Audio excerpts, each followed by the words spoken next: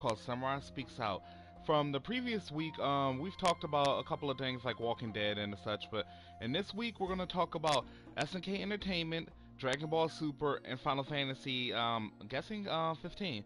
So yeah, basically, the main thing I want to get across with this is, with SNK Entertainment, I love the way that they're doing things right now, but to me, I feel like because I recently was part of a discussion thing on the Orochanagi Facebook, and we were talking about how do we feel about the current SNK and what could be done to make it better. If you were to ask me personally, I say that they need to focus on filling up all the plot holes with regarding their various series. Make that paramount first and foremost. Like for the games that are missing sequels, like Garu Marketables 2, Maximum Impact 3, and all that other stuff. I mean, they should focus on that before going to, newer, bigger, and better things because to me, it's like you're being given a plate of Swiss cheese rather than a full block of cheese, which is like the finished product and stuff. I mean, sorry to kind of could compare SNK to cheese because it's not a comparison as in they're cheesy. No, no, no, no, no, not at all. Don't think of it like that. Just think of I use Swiss cheese because Swiss cheese is full of holes. You get what I'm saying? Anyways, um, but yeah, because like there's loads of previously done series by SNK that I personally feel deserves to have like their sequel. Like for example, even though this the channel is named after a Maximum Impact character, I will prefer they do Maximum Impact 3 than toss it in the vault so nobody else can like talk about it. Maybe use their characters every once in a while for like a SNK X Namco title or something. Or here's a funny thing that I also forgot to mention about this. I saw on like the Fighters Generation page that they were talking about Harada wants to actually do a revamp of Samurai Showdown. Look, SNK, if you hear me, just hear me out on this.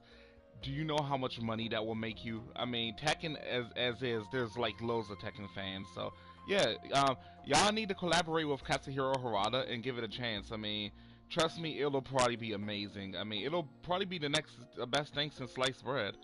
Okay, let's move on to the next target point. Dragon Ball Super and my thoughts regarding it. Okay, basically with Dragon Ball Super, I like the whole ideas of the things that they're doing, like Golden Frieza, the whole hit tournament, and then like the Zamasu and Goku Black arc. My main discussion about this is going to be focused on the whole Zamasu and Goku Black arc for right now. Basically, for me, I noticed a lot of my friends dislike Zamasu. I mean, for me, I think he's decent from a villain aspect, but here's the thing about him.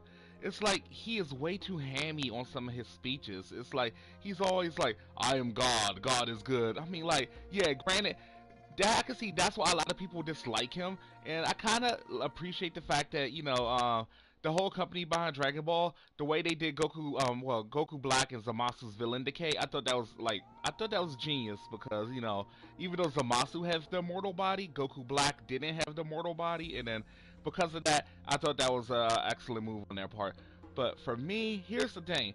I used to always look down on Trunks, but now after seeing that ending episode, I will never look down on him again because for me, I always thought he was just like that extra like guy who was just created just for the fan base. But other than that, I really do like the arc a lot, and I'd have to say it's probably one of my favorite arcs. As a villain, if I was to place Zamasu on anywhere, I mean, granted, he's up there. Well, he's up there with the likes of Frieza and Cell with me. I mean, granted, he ain't a Broly by far, but he's definitely one of the better villains of the Dragon Ball franchise. All right.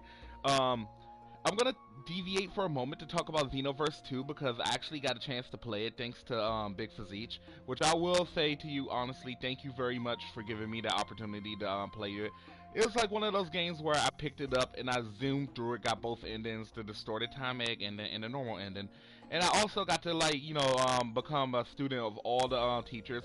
I eventually settled down with Broly because I thought he was like the coolest teacher. Here's the thing though, I was kind of disappointed that they didn't have Goku Black as a teacher because I mean, using them Dark Kamehamehas, I thought that would have been the coolest thing possible for me. If you want to know which characters I did make a human. And I did make a human. That was my sub character, and my Saiyan was my main character.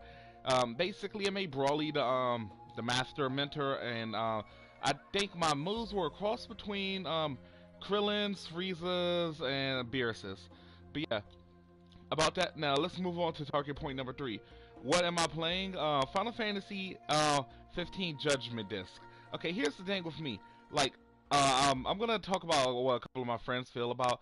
They personally don't like the whole Final Fantasy 15 aspect of the game, but to me, I love Final Fantasy 15 because, see, I'm a JRPG nut. Any type of JRPG that comes out, as long as it looks decent and it looks like they put effort into the characters, I'm gonna play it. So, I mean, for me, I felt the exploration was top notch. I felt like, the battle system is ace. I mean, granted, me, I have a more positive outlook on life rather than some of the other people who don't like to who look down on some of these things because they're all like, oh, it's a ladies' Final Fantasy. I mean, regardless of the fact if it is or not, it's still Final Fantasy and it's still a damn good RPG to me. So you bet your bottom dollar I'll be picking it up on the release date on GameStop.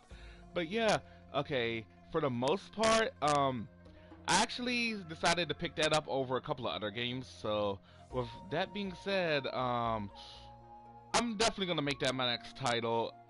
Another game I've been playing on the side was a game called Mayo, which Mo Chocolate actually introduced me to. It was a filler game because it was only $1, so I decided to pick that up and pretty much platinum that game for argument's sake. And I personally thought it was good. I mean, the whole premise of the game is to click the shit out of the jar 1,000 times while clicking each and every costume as you go down, and then you get your little ending, which is the jar of mayo actually opens up. I thought it was kind of a ridiculous game, to be honest, but I mean, still, it was only $1, so I decided to, bite the bullet and pay for it anyway. So yeah, if you have any questions, comments, or concerns, or any future questions you want me to talk about in a future episode of Samurai Speaks Out, feel free to leave them in the comment box below. And with that being said, this is Samurai over and out. Later.